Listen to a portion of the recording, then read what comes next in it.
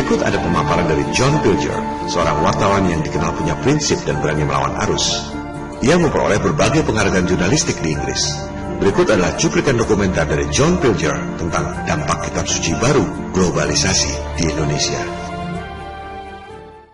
In recent months, more than 1 million people, most of them young, have protested against a new economic order called globalization. This represents one of the greatest popular movements since the 1960s. Surely never before has the human race enjoyed such amazing capacity to create wealth and reduce poverty.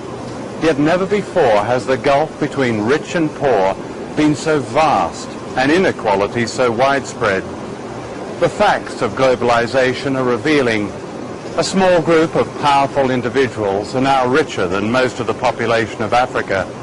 Just 200 giant corporations dominate a quarter of the world's economic activity. Is this the global village we are told is our future? Or is it merely an old project that used to be run by the divine right of kings and is now run by the divine right of multinational corporations and by the financial institutions and governments that back them? This film is about these new rulers of the world, and especially their impact on one country, Indonesia.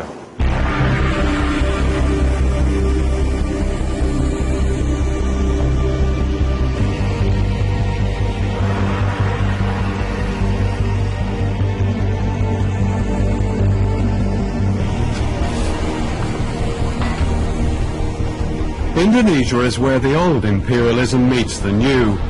This is a country that should not be poor. It's rich in almost everything. Mountains of copper and gold, oil, timber, and the skills and labor of its people. Colonized by the Dutch in the 16th century, Indonesia was plundered by the West for hundreds of years, a debt that is yet to be paid back.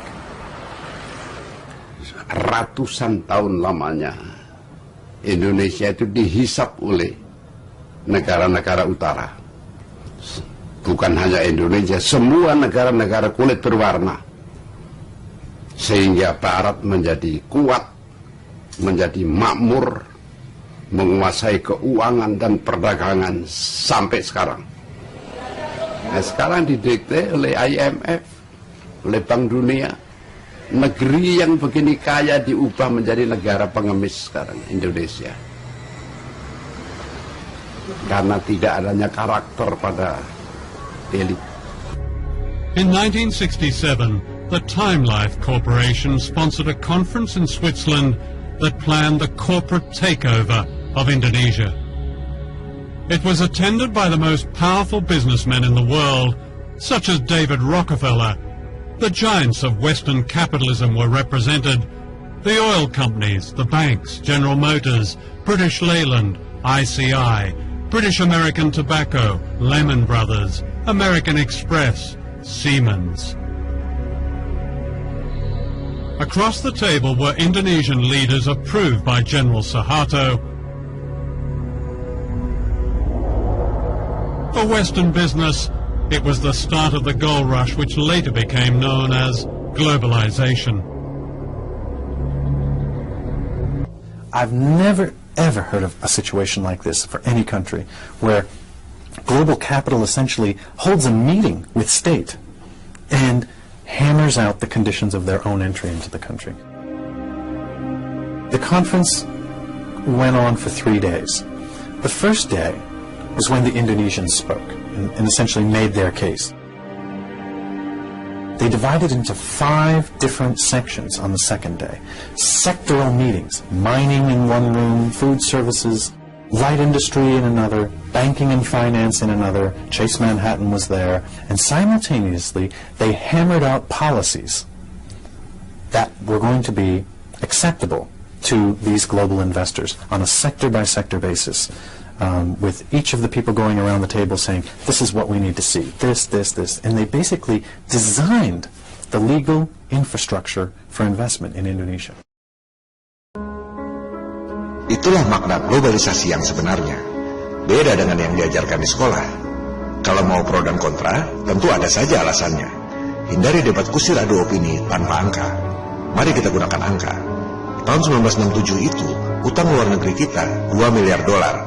Itu pun untuk membebaskan Irian Barat 1963. Kita beli peralatan perang. Utang 2 miliar dolar, hutan-hutan dan sumber daya alam masih utuh. TNI kita termasuk yang terkuat di Asia. Sejak 1967 itu, sampai tahun 1998, utang membengkak jadi 60 miliar dolar. Naik 3000%. Dibagi 30 tahun, berarti rata-rata kenaikan utang 100% per tahun. Hasilnya, hutan-hutan habis dikeruk. Tahun 2016 ini, menurut data Bank Indonesia, utang luar negeri kita 314 miliar dolar. Angka ini beda dengan Indonesia Debt Clock, 404 miliar dolar atau 5.400 triliun. Mungkin itu termasuk utang dalam negeri. Saya tidak mengaudit. Kita gunakan saja data publik. Oke, kita gunakan data BI, 314 miliar dolar. Jika dihitung sejak tahun 1967 itu, kenaikan utang luar negeri 15.700% dalam 49 tahun. Jika di rata-rata, kenaikan utang 320% per tahun. Hutan-hutan dan sumber daya alam habis dikeruk. Mana yang lebih baik buat Anda?